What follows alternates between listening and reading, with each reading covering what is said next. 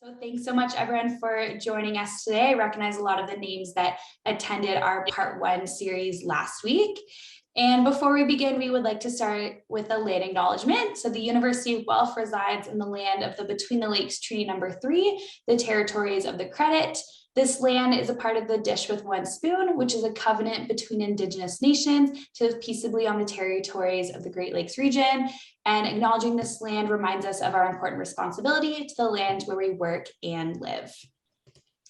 Really excited to be working with Jenna on this great content that we're sharing today. So I will turn it over to Jenna to introduce herself to all of you folks. Hi, everyone. I'm so glad that you could join us today. My name is Jenna. I am the digital communications specialist in the Dean's office at Lang. And previous to my role in Lang, I was the marketing and communications coordinator in student experience, which is also on the U of G campus. So I have about 6 years of marketing experience, mainly around digital marketing. And yeah, I'm really excited that you're all here today, and hopefully everything we share with you is a resource that you can take with you into your business or your club or organization moving forward. Awesome. And for those of you that don't know me, my name is Jessie. I work in the Wood Center as the program coordinator, everything from social media, marketing, and events to also helping out with our hub incubator this semester.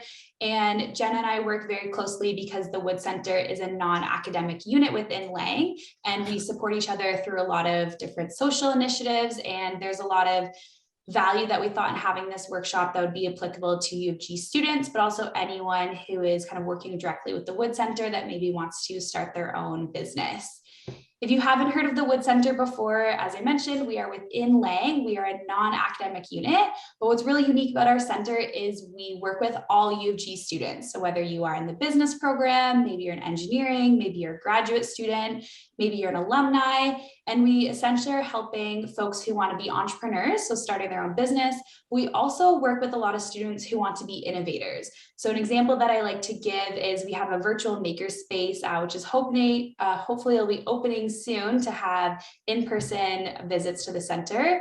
But essentially we have a variety of equipment that folks could use. So maybe as an entrepreneur, you want to learn how to maybe create a graphic, maybe how to create a logo that you're going to share on social media. And so you could maybe attend some of our workshops that we're having to learn how to build up that skill set. And then maybe you would apply to go through our hub incubator program and receive that guidance and that mentorship and that funding to really help your business and your startup.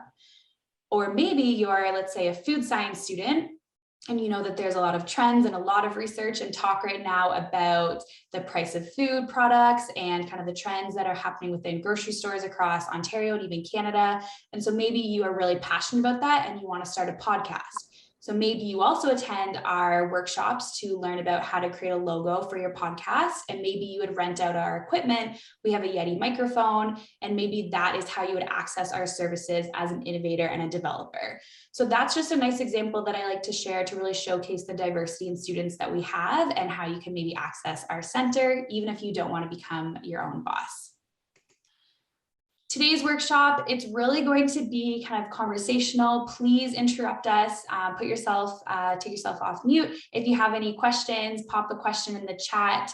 Jen and I are essentially going to be covering some tips and tricks using different platforms, and we're really going to walk you through if you had an event or something that you were posting on social media, really starting from the beginning in terms of using different content creation tools, how to promote the post, how to make it accessible, using different channels to connect with different audiences, maybe resharing the post, tagging different accounts. And we're really going to kind of walk you through the entire process to try and make it a bit of a logical flow. But if you have any questions, we will save a lot of time at the end to for a live Q&A essentially, but we want it to be very conversational. So please feel free to pop a question in the chat or just go off mute if you want to ask us something. I just want to have a quick kind of promo moment for our upcoming events as well. So we have one on Thursday, which is all about how to 3D print, more the tangible side to loading filament, leveling up the bed. Even if you didn't attend part 1 and 2, you're still welcome to attend part 3 on Thursday. We have one next week on mastering those presentation skills. We have a few on entrepreneurship and learning about our hub. And then our last two are all about graphic design and website development. So some great workshops that we have coming up. I will send a follow-up email with the link to register for all of them. But hope you can attend some of those upcoming workshops that we have. And with that, I'm actually going to stop sharing and turn it over to Jenna, who's going to kind of start us off with the first piece of content. All right. I feel like this is what everyone says at the beginning, but can you see my screen, Jesse? I see you nodding. Okay, perfect.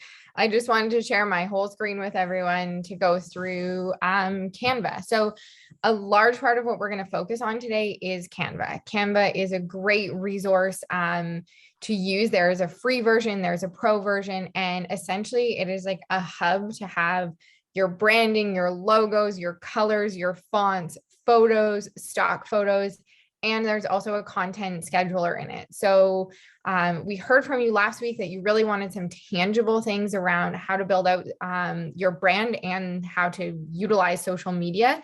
And we use Canva a ton in the Dean's office and in the Wood Center. We also use things like the Adobe Creative Suite, but the skill set for Adobe Creative Suite is a little more of an intermediate skill set. So Canva is mainly built for like beginners to intermediate. Honestly, I would probably put myself in the intermediate bucket, and I still use Canva for a lot of stuff because it's just easy and it's quick. And they have some great features that allow you to, what we like to call, work smarter, not harder. So yeah, we're really excited to bring you through this today. And so I'm going to start with Canva. There is a free version of it and there is a paid version. So if you wanted to pay for it, you can see here, it's $12.49 a month. You can have up to 5 people on it on a yearly plan. It's actually slightly cheaper if you just pay for the year at a time instead of doing month to month. But as you can see, like it's a pretty inexpensive tool to use. The free version is also great, but you are limited around like your brand kit, your colors, fonts, and like resizing things. So I would highly recommend, if you have it in your budget, to go with the pro version. Then I'm just going to switch over here and show you like these are the different members that we have on our team. So you can see here, this is my Dean's office account.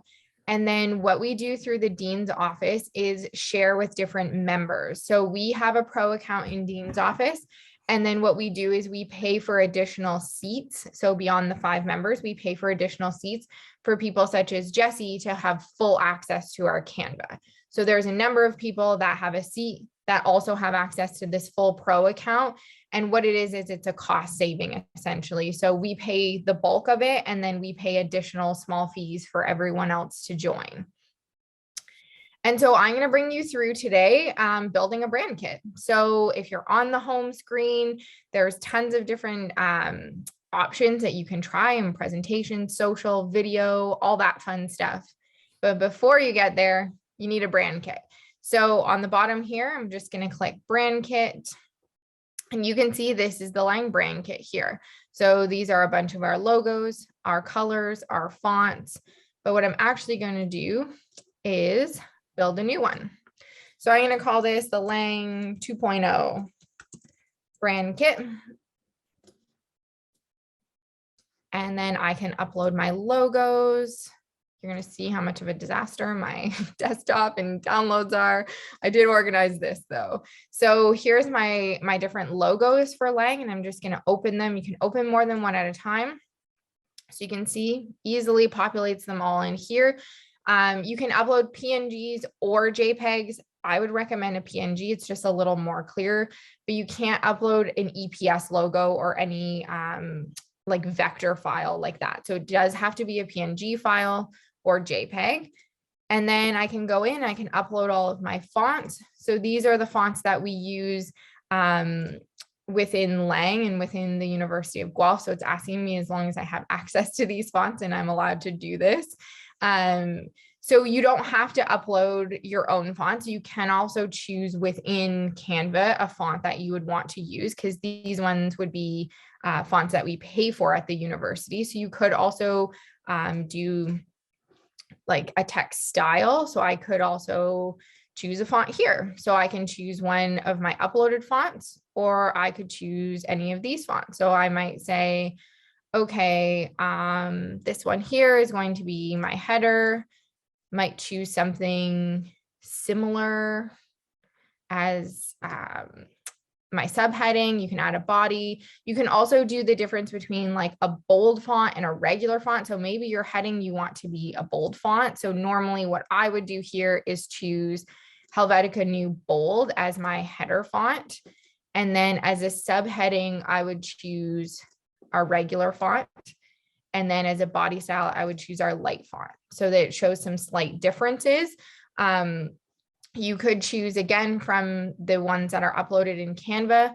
You want your heading to be a bit more bold, and then you want your subheading and your body to be a bit more on the light side. So you don't want all of your text to always be written in bold. You want a balance between the two. And I would recommend, you'll see here, this is all the Helvetica New Suite. You wouldn't want more than 2 fonts. So we also at the university use a font called Bembo. It's kind of our secondary font, but you don't want more than 2 fonts. So if you were going to use 2, your main heading is probably going to be 1 font, and then your subheading and body would be your secondary font. When you get into like 2, 3, 4 different fonts, it just can make your brand look a little bit messy. So when you're building out this brand kit here, choose 2 fonts that complement each other. One's a little more bold, one's a little bit lighter, and you don't want them drastically different. So you don't want like a cursive style font and then a second cursive style font. You would want one that's maybe a little more cursive and bold, and then another one that's a little bit more plain. And then you can do a palette. So this is going to choose a really awful green. So I'm going to go into Discover palettes here. So you can do anyone that speaks to you. I'm going to choose this one, but these 2 are, I think, the same color. So I'm going to remove one, but I could also add a different color if I wanted. So I wanted to add black, could add black to it. You can keep adding as many as you want, and you can also get rid of some. So maybe this one is a little bit too light. I'm going to get rid of it, but again, you could add something else that complements everything. So I could add something like that. Maybe I don't love it, I can delete it. Anyways, you can get the picture here that you can add different colors, you can get rid of them, you can use their color palettes as inspo, you could completely build your own color palette, and then you can add multiple color palettes. So if you were running a campaign within your brand that you wanted to have a different color palette, you could call this one campaign, and you could have, or we could do, for example, at Lang, we do a he for she campaign. So maybe I'll name this one he for she, and that's all the he for she colors, which is more of like our bright pink, our black, our white, and there's some other complementary colors. So you can have it all built in Canva under your brand kit. So then once you have your brand kit built, you're going to go back to home. You can click on all your designs. This is one of my he for she designs. So I'm just going to click on this design here and show you where everything shows up. So if I need a logo on this design, I can pull this logo over here. It's already all built in the brand kit. I can see my different styles. So here's my colors. Here's my fonts right here. So this is all of them together. You can also look at them just individually. And then, yeah, your text would be right here. And then you can go to text and also find different kinds of text. So if you wanted something really bold, again, for like a campaign, you could use it here. I would stick to your regular fonts for all of your designs, with the exception of like campaigns or special months or special days.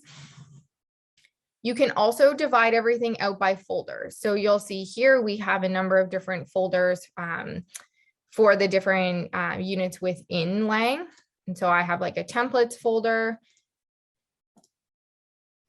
I'm going to do this as a new page. So I can bring over my template and I could just type in anything here for this one. And it allows you to basically have a template and change it over and over and over.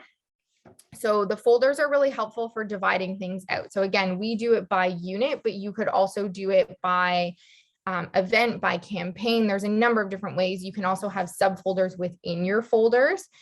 So yeah, that's a really easy way to kind of keep everything in one spot and really organized.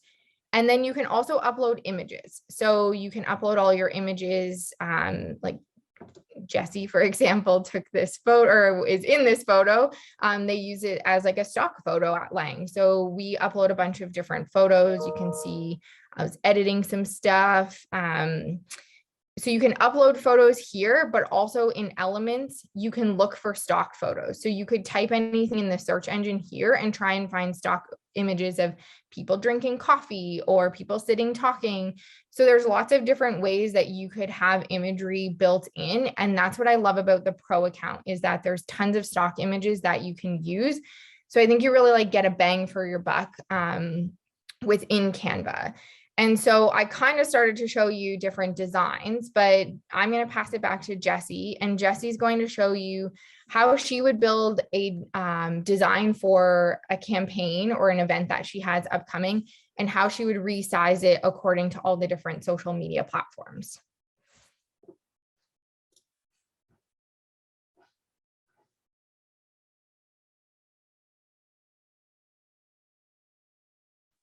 There we go. Okay, perfect. Let me get my screen up here. Okay.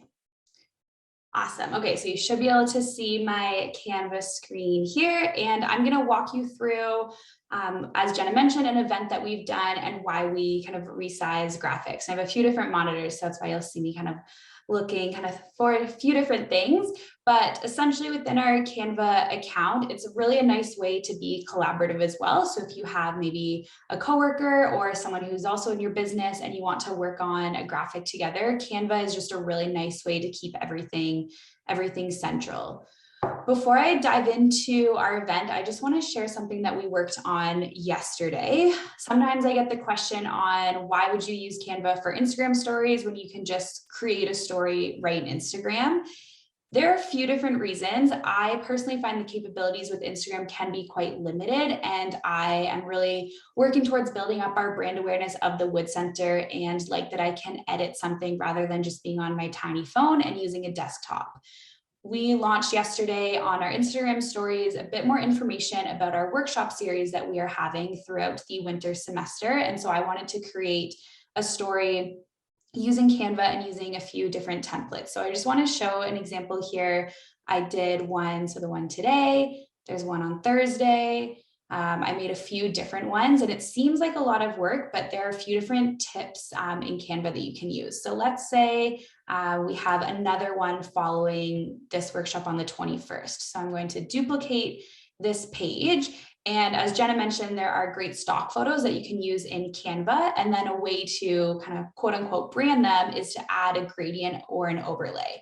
So I'm just going to kind of delete this for a second, and then I'll show you kind of what I would do if I was making another one. So I'm actually going to leave that logo there, but let's say I wanted a stock photo to go in the background of this photo. So looking at my uploads, I think there's one I have here of the university. I'm going to input this photo, and then you can actually set it as your background. And that one actually formatted quite nicely. You can kind of detach it from your background if you didn't find that the sizing worked very well. You might want to crop it a little bit, but that kind of worked for us. So I will set that image as my background, and then I'm going to add an overlay just to make the logo stand out a little bit more. So in Elements, I'm going to add this, and you'll find a lot of the tips too, they might seem very, very simple, and there might be a more professional way to do it, but this is something that works for me, kind of how I get those gradients. So I'm right now, I've put in a full text block. I'm going to change the color to red from my brand kit here. And then at the top of the screen here, this is the transparency button, and you can toggle with this, and it's going to fade the color. So usually like to stay kind of closer on the higher end. I'm going to put it maybe around like 4, maybe 50, because this is a pretty bright red. And then I'm going to send it to the back to allow these to pop forward just so that they're overlaying the correct order. But that's just a very simple way to keep kind of a constant template. Maybe it's still a workshop series. Maybe this one is called, I'm not sure, let's call it logo creation. I know we already have one for that, but I just changed the title. I could change the date, change the time, and then I have another graphic made. Keep it simple. It's similar brand in terms of it has all the correct information, but that's just a way that you can utilize everything that Jenna just kind of expanded on in terms of the brand kit. And a good tip I find is just always adding a transparency or an overlay to a photo if you really want to make your text a bit clearer. So that is kind of that piece. And because Jen and I are co-presenting, again, if you have any questions, feel free to pop them in the chat and we can stop and answer them, or one of us can respond while the other is sharing our screen. In terms of our event, so I'm going to go to the bigger picture series. This was an event that we hosted in the fall, and it was, yeah, Alex, go ahead. I see you have a question. Yeah, I was just going to ask, because I know I design like stories on Canva that way too. Are there any accessibility problems with having your text designed in Canva and then putting it on the story versus like using the text in Instagram? Like, I don't know if either of you have ever like dealt with that before, like if it makes it more difficult. Like, I was just curious about that, if you had ever heard anything. Yeah, from my perspective, kind of the newest update is for videos. You need to have captions. So if someone's doing a takeover on your story and they're like introducing themselves, so I will be doing one on Friday, I will use the caption feature on Instagram. But in terms of a story and a text, less is more, I think, is what Jen and I kind of both preach, having less text. Especially too with Instagram stories, they're not up for very long, right? Unless you like pause them. So I would say less text would be better. Because it's a story, you don't need to have alternative text on that piece. If it's a post, you will, which we'll get into a bit later. But from my experience, if it's a video, you need captions before the graphic itself. Or graphic kind of on the story, you don't need any accessibility. I don't know, Jen, if you have anything to add there. No, unfortunately, you can't add like any sort of alt text on stories. I just popped it in the chat, just less text and not too small. So try and make it like as accessible as you can for people. So you don't want like really, really tiny font. And you want to just keep in mind like color contrast and making sure that it's as accessible as it can be. But stories are a bit challenging when it comes to accessibility with text on the screen. Perfect. Thank you. Yeah, no problem. Okay, so we have here our bigger picture series. So you can see this is a folder that I have in Canva, and let me go into this one here. This was an Instagram post that we did, and I was highlighting some just different ways that I made graphics for these events. And you can see here in a moment, we have our keynote speaker, very minimal text. It's branded very simple by just having our colors on the side. And I think it's important to note that sometimes you're just going to be in a creative funk and you cannot figure out how to present it. This was actually Jenna's template. I was struggling with this one so much, and I just shared the file with Jenna and she made some suggestions about adding Chris's title at the bottom. So always know that you can rely on your coworkers or friends. Sometimes you just need a second pair of eyes to move something around if you're in that creative funk. But you can see very simple. This would, Alex, kind of going off of your point about accessibility, this would be kind of the most text I like to include on an Instagram post because they never perform well on Instagram. You don't want to be promoting a poster that's not going to be a photo that's going to be engaging. Rather having photos of people, places, exciting content, and then use your caption to explain the photo. Have a catchy first line about guest speaker spotlight, or have you registered for our upcoming event? Do you want a job? Something that's going to be catchy to your audience, and then explain it in the caption. You don't want to put all the information. So for example, this was Marianne, one of our guest speakers. We didn't want to list like the date of the bigger picture series, the time, all that information, because folks could find that online. You want to really hook them, catch their attention, and then you can share the logistics in another formatting. So if I go back to one of our posts here, and let's go into resizing a graphic. So this post here, this is for Twitter that we had made. We'd use the Twitter template and we want to resize it to Facebook, let's say, or Instagram Facebook or LinkedIn. And we don't want it to be cropped in a certain way. We want you to be able to see the full graphic. This is a pro feature, and then you can click what different size dimensions. So I know for Griff Life, which is an online kind of through clubs at the university, they have certain dimensions. Sometimes if you're maybe a business and you are getting your logo or information in a newsletter, community newsletter, they might say the certain dimensions that you need. So you can set the very custom dimensions, but for purposes of this one, we're going to go with a LinkedIn and a Facebook post. So it's going to resize it, but as you can see, it kind of shifts some things around, but it's nice that the stock image kind of fills the entire screen. And that's why Jen and I were saying earlier, anytime you can use stock images, it's just a nice way to take over some of that extra space. And then I would just move around the formatting. So I'll move this back up here. These were all just kind of elements that I added into the graphic. And keeping some information, I might actually make this a little bit bigger. And I would just play around with it. So I don't have to start from scratch. All of the accurate text is there, the information, the time, our logo. I'm going to spend a little bit of time in terms of the formatting and lining everything up, but it's just a really nice way to not have to start from scratch and have all the correct information, not be typing everything out again. And then I could download this graphic, save it in my folders, and then upload it. So really the resize feature is very helpful because you don't want to be duplicating your work. So anytime you can resize a graphic, I definitely recommend.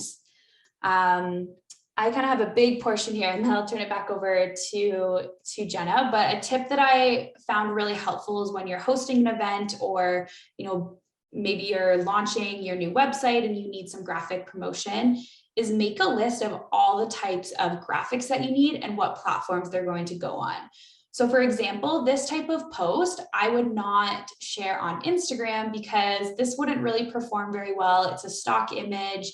It has context in terms of the date and time, but this wouldn't perform very well on Instagram. So this I would call more of a generic post that I'm maybe going to share on Twitter, on LinkedIn, because it's got kind of more that logistical piece to it. But for Instagram, I'm going to make maybe a different photo highlighting our guest speakers and our keynote speakers. So it's really important to understand when you're creating graphics, how many you need and what platforms are going to share on them. So I would suggest making a list of all the types of graphics you want and the different dimensions. So for example, I just pulled up our list from the Bigger Picture series. We made Instagram posts about the event itself and for each guest speaker. We also shared those on Facebook, Twitter, LinkedIn. I needed a post for Griff Life. I need certain dimensions for our website banner. We share information into newsletters, 3 newsletters now across campus, and another community external events calendar. That's a lot of different graphics and size dimensions. So by having a list and a working document that you can see in front of you and you know how many graphics you need to create in the different styles is a really good place to start. And I find it helpful to just, cross them off. Okay, I made my graphic to introduce our keynote speaker and I need it for Facebook, LinkedIn, Twitter, Instagram post. Done. And then I work on the next one. And it takes time. That story that I showed you yesterday, that took me about 45 minutes, I would say, to kind of figure out what template I was going to use, double checking the information, the fonts, the colors. And so leave yourself enough time for these graphics because it can take a bit of a process. And so that's why being able to resize everything is a really helpful tool. We kind of went over stock photos, but yeah, these are just some tips and tricks that I found really helpful when going through kind of the creation, using different colors, using stock images. But biggest piece of advice I'd say is keep it simple and ask others for help when you need just another creative eye. So that's kind of graphic creation. It takes time. I also look for inspiration, like we follow Lang a lot. So I'll kind of look at a post that they've done, rebrand it to us and add a different photo. It's not copying. If you work within a unit in a department, I would say definitely connect with other collaborators and make sure you have their permission. But a lot of the time we're sharing resources to put out content there. I just had a quick question on image scaling. if you had time. So I had uploaded some images to my website, and I know you talked about different dimensions across different platforms, but I'm uploading images to just one platform, essentially my website. And when you view the images on the website across different devices, like you want it to be uniform across like your mobile device, desktop, laptop, and on my phone and laptop, it turned okay, but on my higher resolution monitor, I have like a 1440p monitor. On that specific monitor, the images were kind of blown up a bit. They were a little stretched. So I was wondering if there were any kind of tips that would kind of complement like image scaling across like a vast array of different like resolutions, if that makes sense. Yeah, Jenna, do you want to take that one? Sure. It would also depend what platform you're using and whether it is like intuitive to stretch to one screen, but also scale down to another screen. Like we recently were looking up our new websites for our BCom program, and like Scott, my boss, and I were noticing like when you scale it down, everything kind of squishes together a little bit more in terms of spacing. So it kind of depends if your platform is intuitive or not. But if it's really stretched on your desktop, you may need to scale the photo down a little bit to then have it look proper on a web or like on your desktop and on your mobile device. But again, it also depends what platform you're using. If you wanted to send us your website, like we can take a look at it. And if you let me know what platform you're using, I may be able to help guide you a little bit more. You may be uploading a photo that is too big. So you may actually need to resize it and then re-upload it, and then it will work. Okay, sure. Would I be able to email you or? Yeah, for sure. I'll pop my email in the chat and you can email Jesse and I, and we can help you navigate it for sure. Awesome. Thanks so much. Perfect. And I think kind of with that, Jenna is now so now that you have your graphics and your photos, and we know that this is very high level, we could spend a workshop alone just on Canva and creating graphics. So feel free to reach out after if you would like another workshop on a certain topic to connect with us. We know that this is some important information. So we're just trying to show a bit of a high level overview today, but if you want some more information, just reach out and we can put something together. Yeah, absolutely. We can do whatever kind of workshops everyone wants. Between Jesse and I, we have lots of expertise. But yeah, let us know what you want. On the note of Jesse making all those different graphics for her event, I find that's where folders are super helpful. You can see how many different types of graphics she had for that event, and having it in a folder just really helps organize everything. Because when you go to Canva and you go to all your designs, everything's just kind of thrown in one place and it looks a little bit messy and can be hard to find something if you did it like 3 or 4 weeks ago. So after you're done building all of your graphics, now you have to post them. You have to figure out when you're going to post things and what you're going to post. So I kind of built out a content calendar for the Big Picture series.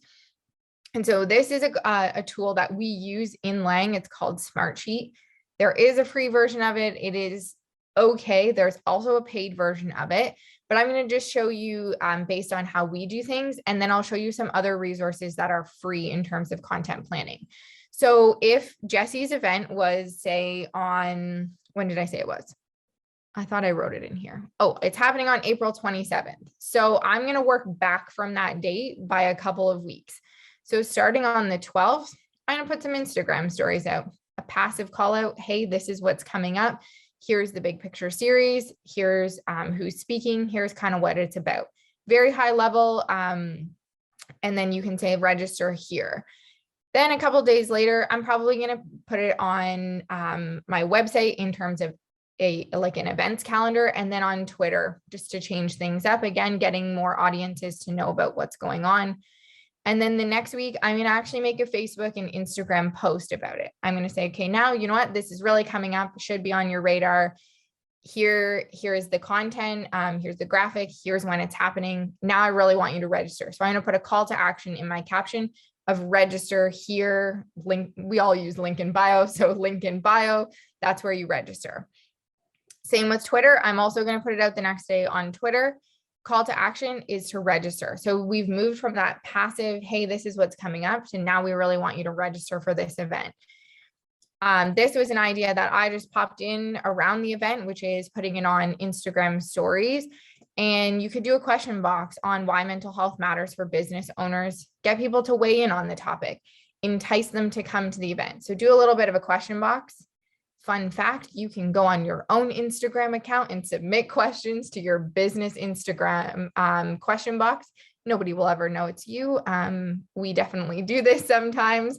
So you can go in and put questions in that entice people to come to the event, answer the question, tell them why they could, or why they should come, how they could learn more. And then at this point, I'm probably going to put it on LinkedIn as well. Again, this is talking from a Lang experience that we use all of these platforms. You may not use LinkedIn, Twitter, Facebook, Instagram stories. You may choose just one or two based on your audience. So don't feel like you need every platform. You need to be where your audience is at. You don't need to be on every platform. So I'm going to do those Instagram stories. And again, I'm going to end that with a call to action to register. Then the day before, I'm going to put things out everywhere and say it's your last chance to register. Here's what you're going to learn. And that major call to action of we want you to join us tomorrow. And here's why. So this kind of gives you an idea of what you need to do to work backwards. So I'm putting this out 1, 2, 3, 4, 5, 6 times before the event. But the key there is all of those graphics are slightly different. So even though I put it on Instagram stories twice, my graphics look a little bit different. They follow the brand, they follow the event kind of campaign brand, but they're going to look slightly different. And again, it's just based on what platform you're using. So Instagram posts, probably going to use a picture of the speaker versus all the details like Jesse was saying. And so this gives you kind of a wholesome picture of how you want to promote things. My advice to you would be start promoting everything 2 or 3 weeks in advance. Start with the passive marketing and then move to that call to action to register. So you can also do this in Canva. That's why we are talking about how great Canva is and why it's such an awesome resource. So under tools and just below Brand Kit, there is a content planner. I'm just having a hard time here because my screen, there's too many things going on. So I can go to new post. I can choose one of my designs, and then I can select what channel I want to put it on. Now, none of my channels are actually linked here, so it's not going to work if I choose Instagram business. But what you can do is you can choose what platform you want it on, and then you can choose the date and the time that you actually want to promote it as well. So you can have your whole content calendar actually built in Canva as well. You can export all of your graphics. It's basically housing things in one area, which I find super helpful. We use Smartsheet, and that's just a different way of tracking things. You could also use an Excel. You could build out the Excel to look similar to something like Smartsheet. You could also use Google Calendar. You can upload images. In our Smartsheet here, I can actually attach a file. So I could attach all the different graphics to each line here. And I could also add all of my captions. So I usually add my captions as a comment. And then I can prep everything. And when I'm ready to post it, I just download my image, I copy and paste my comment, and I post things. So you can do that in Canva as well. You can add comments and different things to it so that everything's in one place. You can add notes. But those are just a couple of different ways that you could organize yourself in terms of your content. I would advise you to have some sort of content calendar. Make sure that you're putting content out regularly. You should be putting something out on whatever platforms you're using a couple times a week. Use a variety of stock images, images that you have. If you're using Instagram stories is a great way to have your profile seen. So kind of using a mix of things on a weekly basis. And so now I've told you how you should schedule things and, how to work back on an event. And then Jessie, I'm going to pass it back to her, and she's going to show you how to actually post things on all the different platforms.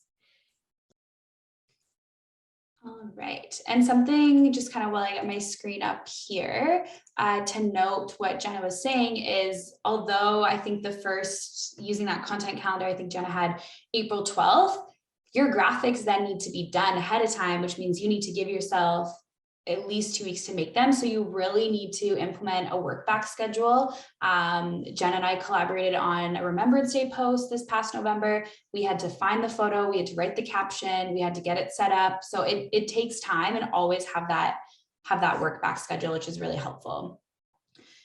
In terms of each platform, we talk a lot about, knowing your audience. And I think it really comes down to what is your goal. So is it to, if you, let's say one of our hub companies, they have more of a creative and a cultural company, and they sell products. So for them, they're trying to reach that audience of kind of younger audience, maybe some more U of G students. And so U of G students are more on Instagram. So maybe let's start with an Instagram profile and build up that brand. For some people, maybe they have a different service and they're targeting more that audience of maybe like 40, 50-year-olds, professionals that are looking for a meeting space. They might want to start more on that Facebook platform because that's where their audience will be. And then once you build up your brand a little bit more and you have the capabilities to manage multiple accounts, then you can start adding an account, but you don't just need to post something or have an account because everyone has an Instagram account. For a lot of people, that is their main platform, but if it doesn't work for your audience, then don't use it, because if you're not constantly posting, you're not going to be building up your brand. And then a counterpoint to that too is, what is the purpose of the content that you're sharing? Is it because you want people to learn about new products that you're sharing? Or is it that you just want people to learn about, your business in general? So yeah, Jenna put a comment there. We're happy to help for sure. I think too, if you look at a lot of, let's say like Lululemon, for example, they are very well known on Instagram. They have like a shop feature. So if you like a different outfit, it leads you to their website so you can purchase a product. Or for those of you local in Guelph, I love Market Fresh. I love following them on Instagram because they post new products that they get in, and then I'm more likely to buy that product the next time that I go to the store, or maybe I will make a specific trip to the store to go and purchase that item. That is a good use of a platform because it's piquing my interest, and then I'm going to go purchase something from them. At the end of the day, they want to make more money. So that is a strong representation of kind of their platform and why they have certain accounts.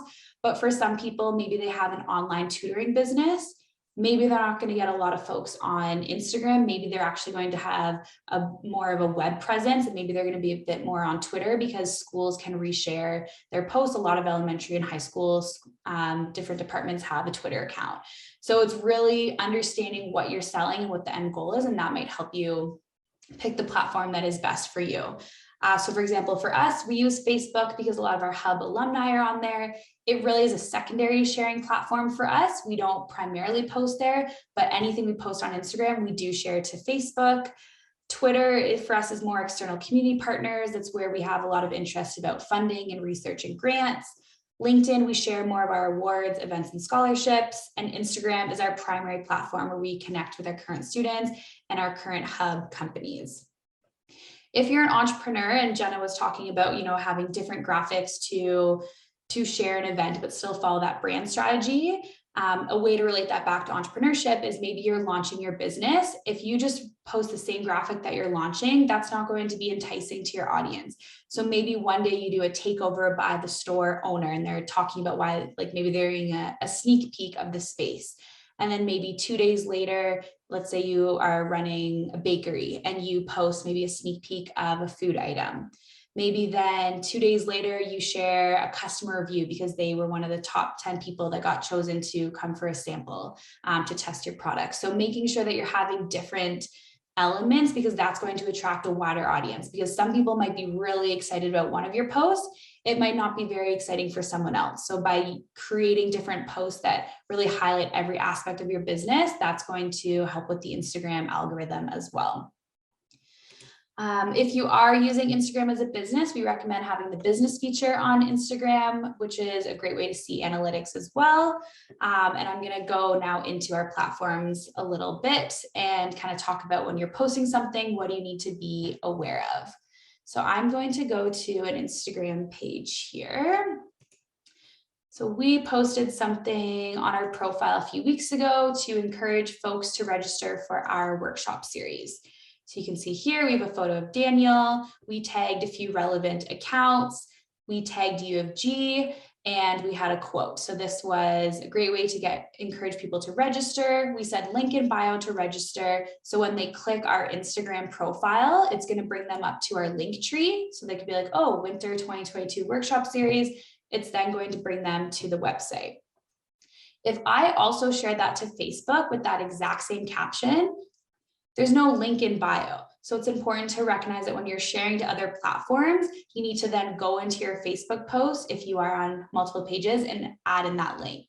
So for example, here, the same post, I didn't tag University of Guelph from Instagram, and then I just added in the registration link here. So that's a way to just be mindful of the platform that you're using. And if you're sharing something across all different platforms, make sure that you're changing the link. So again, that goes for LinkedIn. For any students, if you're sharing something about an upcoming event, where's one here? For a bigger picture series. Let's see, so for Rebecca, I tagged Rebecca on her LinkedIn profile so she could be able to share it. I included the link to register and I added a few different hashtags. I still use the same caption, I just maybe changed it and adapted it. And again, that's going to be a way that's going to save you time, but just a good rule of thumb, when you're sharing something across your platforms, just go back and make sure that the links work. Jen and I shared a post the other day and collaborated, and I realized that at the bottom I put link in bio, but the link was in the Wood Center bio, not the Lang bio. So it's important to go back in and make those changes. In terms of kind of there's understanding, what's the best for Instagram posts versus Instagram stories. I think something that we kind of would suggest when you're posting an event, there always should be a link back to it on your page. So as you know, Instagram stories are only 24 hours. It's a lot of work that you're putting out just to disappear after 24 hours. So for the Wood Center, we share, so everything I did yesterday on our story, you can see it's now gone, but I saved it in our upcoming event. So that way I have, let's see one here. So for the one on Thursday, although it's gone from our story, I might reshare this to our story, or maybe I'll do a screenshot of our Instagram page and say, hey, check out our upcoming events. So I'm not having to kind of redesign the graphic, go in and find it and reshare it. It's already saved on my page. If you're a business, you want someone to be able to come to your main platform and know your business hours, what products you sell or services, and how they can contact you. Because if they can't even find that on one of your platforms, odds are they're not going to try and connect with you another way. So making sure that you have all the information that you need on your website or on your social media platform. So here we have upcoming events, our history, meet the team, our website, about us. They know kind of who we are and what we offer to students. So that is kind of just a good tip. Whatever platform you're using, make sure that you have all the information that you need. Katie just put students can get Canva Pro for free through GitHub, which is awesome. So a great resource. Thanks, Katie, for sharing that. And we're just going to kind of go through now just some quick accessibility features, and then we'll open it up to questions. I know it's a lot of content.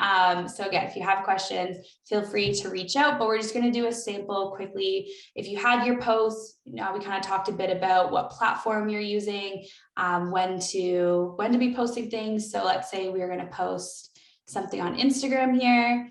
It's a bit different. Let's see, workshop here. If I was on my phone, but let's say I'm posting this photo of students, this was an orientation event. Captions here again. So this is going on Instagram. So I want to make it very student friendly, adding in a few emojis, making sure I'm tagging relevant accounts. So for example, here, you want to be tagging people that are going to reshare your content and it's meaningful to them. I'm not just going to be tagging a bunch of different accounts so they like my posts. For example, here I might be tagging U of G because this was an orientation event, student experience, and I might be tagging the Lang Business School and maybe a few of the business majors. I would not be tagging hospitality, maybe housing, because it's not really applicable to them. If you were a business or a community doing a community post, maybe you're going to tag let's say you're opening up a new bakery in Guelph, per se. You're going to tag maybe the city of Guelph. Maybe you're going to tag small businesses Guelph. Maybe you're going to find another company and you're going to send them a message and say you're launching and would appreciate their support as another local business. So being mindful of who you're tagging, because it goes both ways. So then when they share something and ask you to tag it, if it doesn't fit for your audience, why would you be sharing that content? So you want to make sure that everything that you're pushing out there is going to be relevant to your followers. And then under accessibility is where you can be writing alternative text. Natalie shared a bit about this last week. You don't want to be making any assumptions. So for example, I would not say, never want to label someone with their pronouns. So you would say 4 people standing outside in front of McDonald Hall. That would be a description of this image here. Write your caption, and then you could share this photo. And then if you go into Twitter, for example, if I was making a tweet, and then I added in a photo, say I did this one here, add description. That's another way I could add alternative text. So just a note here for alternative text, any text you have on a photo also needs to be included in alternative text. So if it's too long on your photo, then that's going to be way too long in alternative text. That's again another nice way to remember to keep your text very minimal on graphics, have a strong photo, and then have a better description in your caption to really encourage people and give them the info that they need. And that is kind of just some simple, I know sometimes it's a bit hidden on where to find alternative text, but those are just a few tips. And the last thing that I'll say kind of before we open it up to questions, I know that was a bit of a crash course, but I hope it was helpful, is sometimes we get questions on when to include your logo in something and when to just have a photo. General rule of thumb, if you're posting something on Instagram or Facebook, you don't need your logo because people are following you. They know that it's your company, it's your business, it's your student organization. A time where maybe I would include a logo is if we're partnering with another organization. So maybe for Mental Health for Moneymakers, I also could have included maybe a logo of the other company that I was working for. But generally speaking, you want to avoid your logo on just a photo, unless here I was doing a promotion for a company that went through the hub. They make ice cream out of goat's milk, which is really cool. So I included their logo. But if I was on my stories and it was something that I wanted the Lang Business School to reshare, or when I was promoting our workshop series, I really wanted alumni to share it, it's going on someone else's platform. So that would be a great time to include a logo because it's going to be shared on another platform and you want it to be known that it's your department or your company that's offering it, not kind of the company that's sharing it. So that's just a little note about logos, but that was a lot of content. I hope that was what folks were expecting, what was helpful. In just kind of our last few minutes here, I know some people had to run to class, but if anyone has any questions, we'll just kind of open it up, whether you want to go off mute or pop it in the chat.